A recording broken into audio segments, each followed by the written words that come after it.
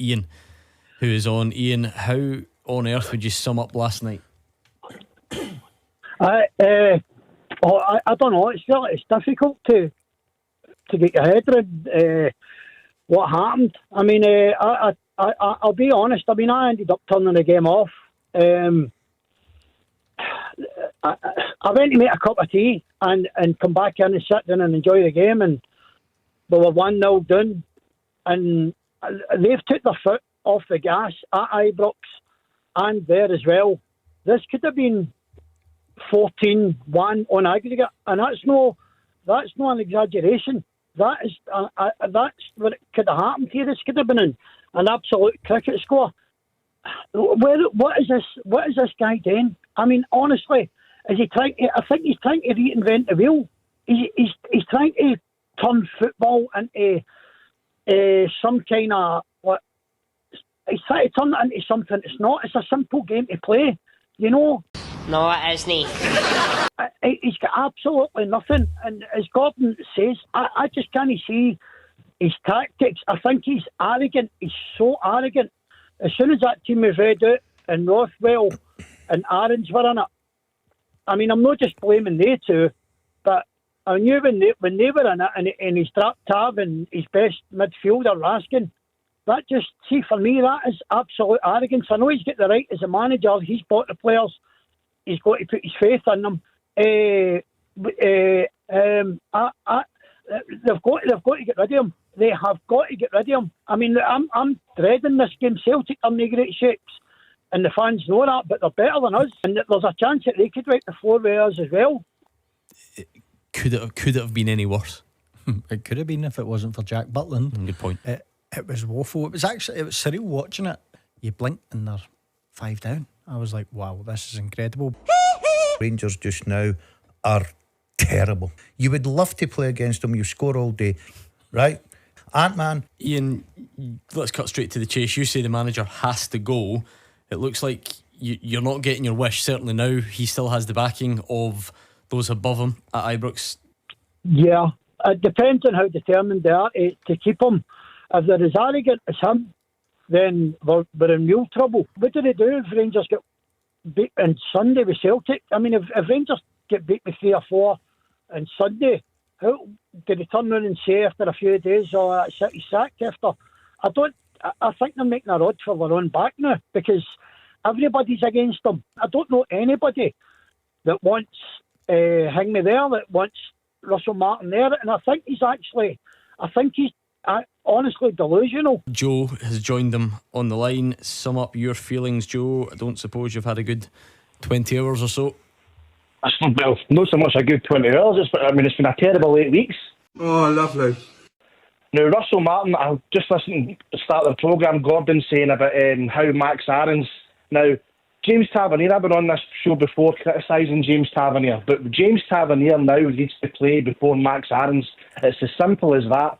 Russell Martin nailing his colours to the wall with Joe Rothwell and Max Aarons, I don't think he's smart enough to realise that these two lads might end up costing him his job. The interview after the game was pure and utter arrogance as far as I'm concerned. We had one of the worst results in history in the Champions in European football for this club. It could have been more because, let's face it, Bruges were playing with us. They could have absolutely smashed us more than they actually did. Now, he then also says after the game, after the transfer window, there'll be a bit more harmony, etc. So what's happening Monday? So what's happening on Tuesday then? So is he hoping that Raskin, Tavernier, Diomande, etc. leave, and then he's going to have harmony? I actually don't give a fuck. But you know what I don't like? Amphiposo, and I don't like all the grasses. It takes a bigger man to turn round and say, you know what, I've made a mistake here, this isn't working. Joe Rothwell, Max Aarons, etc. are going to cost this guy his job. That last night was a disgrace. The Rangers fans are sick to death of this. They're sick to death of this. They're sick to death of his nonsense after the game. I mean, it was almost like a child. It's not good enough.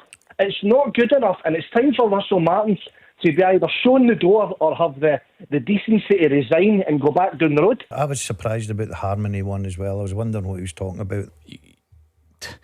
Jack Butland saved Rangers for the biggest doing they'll ever have. I mean, Joe, the club have sort of intimated today. I mean, not publicly as such, but it's come out, if you like, that they are sticking by him essentially for now. What do you make of that decision? I think it's a disgrace. And the fans will start voting with their feet. Nice. I've already got several mates that are season ticket holders that I spoke to a few of them last night and this morning said they're not going on Sunday. They're not going to put up with this anymore. We've been through far too much in the last 12, 13 years. Whoever he's fell out with, go to James Tavernier and say, listen, I'm very, very sorry. It's not good enough. It's not good enough. It is not good enough in the slightest. Have you ever seen negativity like this so early on in a managerial reign? No, it's incredible. I think the Rangers fans have seen enough already. Jordan has been hanging on the line for ages. Does that mean you've calmed down while you've been hanging on, Jordan, or are you as annoyed as ever?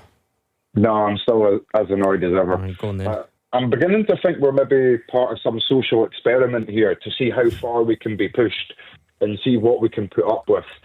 God's sake, you've been drinking? I mean, first we had Beale, then we had Clement. I mean, I think Russell Martin took lessons from both Beale and Clement on how to talk utter rubbish in post-match press conferences, because it's getting ludicrous now. Gordon, you're right. He's going down the Clement path. What he's saying after matches about harmony and commitment. You know who caused all that? Him. He caused the no commitment. He's caused the harmony issue. He is the problem. The root of the issue is Russell Martin. Tactics. I mean, he couldn't spell tactics at the moment. It's getting ridiculous. Raging, isn't he? Fuming. I don't know how much more we can put up with this. If Bruges' manager was not his friend, right, we would have got tanned last night. He took his foot off the gas. He did not want to humiliate his friend. See if that Sunday Brendan Rodgers puts his foot right on the accelerator 10 times harder, and they will do what happened to us last night even worse. Not a very good friend. He could have stopped at 3. That could have been double figures. Let's not be kidded here. Quickly, because I don't want to bring Jimmy in as well. If he's surviving now, clearly, would he survive defeat on Sunday as well? No. Thank you, Jordan. Let's squeeze Jimmy in as well. Jimmy. I don't know if you remember, maybe not. I was on before the season even started talking about for preparation, the lack of games that we were playing, two games at Ibrox and all the rest was behind closed doors. And I said at that time, Gordon, that I didn't think that Russell Martin was a man for the job, so I'm not jumping on the bandwagon. But at that time when I said that, there was a lot of people in different forums saying I wasn't a real Rangers fan, and Russell Martin's certainly not the man for the job. His tactics are absolutely rubbish. But his time's come. I don't care if Celtic, we beat Celtic 6-0 on Sunday. My seat will be empty. That's my protest, and I won't be getting back until Russell Martin is removed. Sunday morning comes, you start getting that feeling of the big game inside you, Jimmy. You're not tempted to go along. Maybe Rangers win it. You can't see any of this. I turned the game off at 2-0 last night, then I turned it on for the second half. I wish I hadn't. It's all came up to roost now, Gordon, and it's time for me to go. Thank you, Jimmy. Appreciate your time. Get it right up, yeah. Let's bring in Graham. Good evening, panel.